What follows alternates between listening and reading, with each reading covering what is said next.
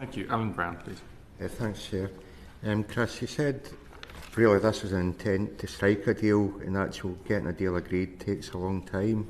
Can you give an indication or examples of how long these deals typically take, even the US-Japan one, for example? Yeah, so the US-Japan deal is still ongoing and still under negotiation, and that was announced in March. We're on somewhat unusual ground here because we've come out of a period of 20 years or more where trade deals are full trade deals, so they cover everything. They cover all products, all tariffs, they cover services, the whole lot. These kind of bilateral industrial relations deals, we don't have really a lot of experience of those deals and how long they take. Trade deals between partners can be turned around relatively quickly where the terms are known, but relatively is a year of negotiations and a year of ratification. As I say, it's not a work of months, and I think there is, importantly, the US is having these negotiations with other regions. So it may well be that Japan goes first, and that's a template for what is done with the UK and the EU. I think the main thing is maintaining momentum, and I think there was a mention from the Prime Minister that further discussions will be had in October. Clearly, leaping 3 months down the road each time suggests this is a work of months into years rather than weeks into months. It would be fair to speculate the EU, given its 27 countries, is probably more advantageous for the US to get a deal struck there first before the UK?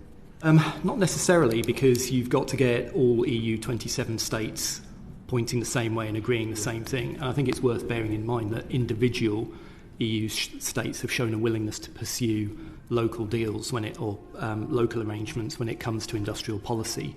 So if we look at semiconductors and the promotion of expanding the semiconductor industry, we've seen specific countries within the EU, particularly Germany, be willing to make money available, subsidies available, not at the EU level. So yes, clearly, there's only a certain amount of bandwidth to have all these discussions at the same time.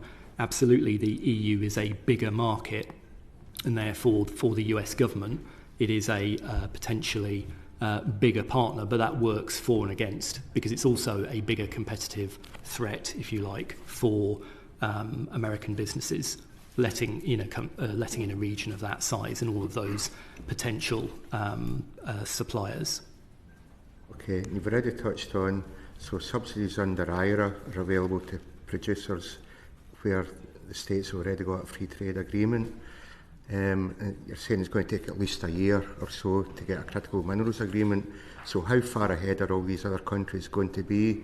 And what does that mean actually for any UK emerging industries? You already touched on lithium, so does it then become almost impossible to catch up with established trade in these other countries? Okay, so I think just to clarify on the IRA funding, it's the big part that's generally being discussed is if you, as an American, buy an electric vehicle, you can get a subsidy on your purchase of up to $7,500. You only get that full amount if the vehicle you're buying has got all of its components, including its minerals, from, forget the precise word, but ratified, agreed sources, and some of those resources could be overseas. So I think that's the big part that's being talked about. In terms of the timeframes, and does one fall impossibly behind, I think it's worth noting that, firstly, a lot of other countries already have mineral exports that are well in excess of what we're doing at the moment, but we're still seeing private business in the UK look to set up, and it's not looking to set up production purely to access IRA. So I think it's an important element of it, but not the only element of it.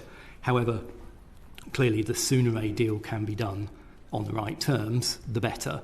I think what we are seeing as well is a lot of the automakers themselves, so the multinationals, General Motors, Ford, Stellantis, Tesla, and so on, are looking to sign mineral deals. Now, this is quite different to existing automotive supply chains where those companies will be buying completed components, so that might be engines or gearboxes or whatever.